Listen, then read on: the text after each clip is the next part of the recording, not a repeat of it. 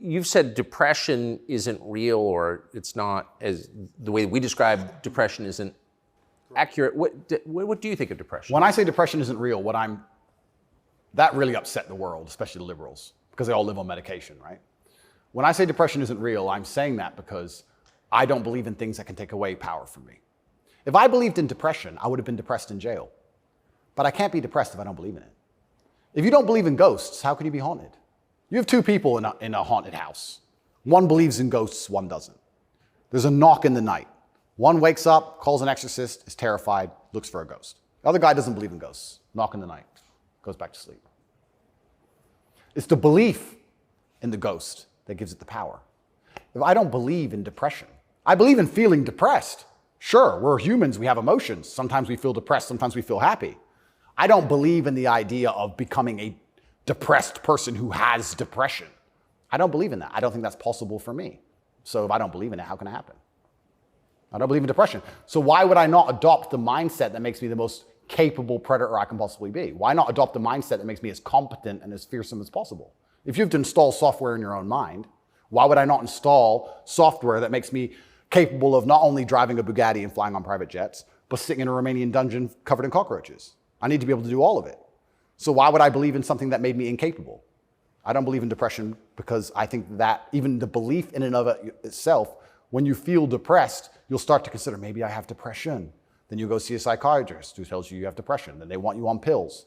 It's the belief that goes down the spiral. If I feel sad, I go, I'm depressed today, I'll be fine tomorrow. So why, I suspect you're right, or what you're saying is pointing toward truth. That's my personal view. But even if I disagreed with you, I disagree with you. Why is that so offensive, what you just said? Well, that's what's interesting, because when I said depression wasn't real, the number of people who would attack me defending depression, this is what I didn't understand. Right. You say depression isn't real, but depression's ruined my life, and it's super real, and it ruined my life, and I lost my marriage. I'm like, if I told you it wasn't real, you should be coming to me saying, tell me how it's not real. Please help me with my depression. Why are you trying to convince me that it's real? Why are you sticking up for it? And why are you defending depression? And why would I adopt the thinking of someone who's sad? Why would you're going to convince me to take your worldview. You just told me your wife left you, you're fat, and you want to kill yourself. And you want me to sit here and go, with my perfect life, and go, you know what? I want to think like this guy. You're out your mind. I don't believe in it. And because I don't believe in it, it's made me the kind of person who can't become depressed. And the reason they don't like me attacking that is because depression is a fantastic way to subdue a population, right? If everybody's depressed, it's hard to have a revolution. You're depressed. Oh, they've locked us all in our houses. I don't want to go outside anyway. I'm sad, right? So depression's a fantastic tool of population control. They have no problem with you being depressed. They have a problem with you being the opposite, principled and energetic. No, you don't want principled, energetic people. That's a problem. A bunch of depressed people, easy. So depression is a defended idea. You're not allowed to even talk about it. You're not allowed to help people get out of it, right? They like the idea of a depressed population. And this is what I say to people. Now, I'm not stupid. I understand like PTSD is real. I understand mental health is real. I'm not saying that, but I say if you're an 18-year-old boy or 18-year-old man and your life is pretty much okay, bacteria didn't steal your eyesight, which could have happened. You never had a car crash and lost both of your legs, which could have happened. You're actually very fortunate. And you wake up and you say, I'm depressed. I think you're an idiot. I don't think you're depressed. I think you've been psyoped. I think you feel a little bit of depression, and you can fix that by changing your life. I think if you became rich and strong and smart and successful, and you worked hard and you dedicated yourself and you were motivated and you tried your very, very best to become excellent, you probably wouldn't feel depressed anymore, which means it's not a disease, is it? So why would you, the only reason you're even saying you have depression is because you believe in it. So you're arguing for cause and effect. You're saying if you live a certain way, you're going to feel a certain way. Absolutely. And I also would argue that I think we've evolutionarily, even though I do believe in God, I think that we've designed ourselves and the human has grown into a way where if you feel depressed or sad, I think that's a fantastic trigger or a warning signal to do something. If you were to say to me, Andrew, you have to complete this monumental task. You have to conquer the world. I would say, okay, but I need a emotional motivation to do that. I need to be unhappy having not completed the task. I need to be uncomfortable, right? If you're uncomfortable being out of shape, you'll get in shape. If you're happy being out of shape, then you're just going to stay out of shape, right? So if you feel a degree of uncomfortableness inside of your mind, I think it's just your mind telling you that something about your life needs to change. Yes. You need to get up and change something. Guys would say to me, I'm depressed because I'm fat and I have no girlfriend. And I'd say, no, you have no girlfriend and you're fat and that's why you're depressed. If you go change those two things, you'd probably be surprised that your disease goes away. I had another guy say he was going to kill himself. I said, listen, it's back when I used to reply to my emails when I was smaller. I said, make me a promise, get a six-pack first. Of beer?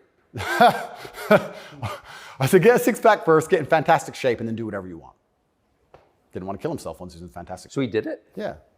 I have the before and after. I'll put them on Twitter. Kind of interesting that, isn't it?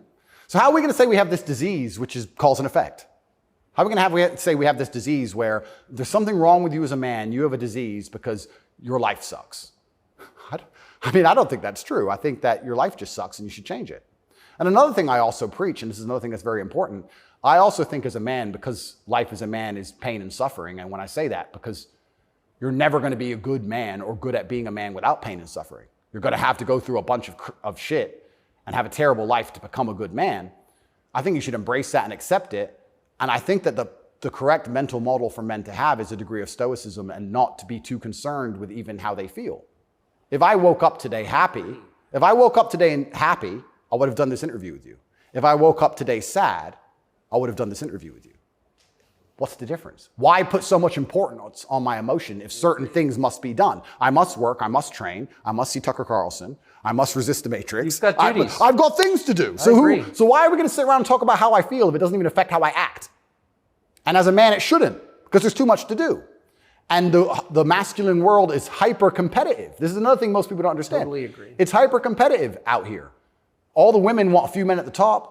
The Ferrari, you don't want a Ferrari to drive fast. You want a Ferrari because other men want a Ferrari and can't have one. It's hyper-competitive. So if you're competing against every other man for every dollar you make, every girl you see, the house you live in, the car you drive, the life you live, you're not going to be able to compete with the person who performs regardless of how they feel if you only compete when you feel like competing. Right? Because there's men like me out there who will be sad every day and outcompete you regardless. I don't care how I feel. I will still win. And that's the kind of mindset you need to adopt. So when a man comes... You've got a job to do. Stop whining. Go to work. Completely. Yeah, I agree. Completely. Yes. So when men say, but I feel sad. Who cares? The world doesn't care. All the men who are out here to destroy you and take your girl don't care. So why do you care? Like the person who should care least is you. You're the only person who wakes up every day who should have a genuine vested interest in improving your life. Nobody else wakes up and wants to improve your life, only you. So if nobody else cares about how you feel, why do you care? So my argument also for depression is, you're depressed, fine. Have you trained today?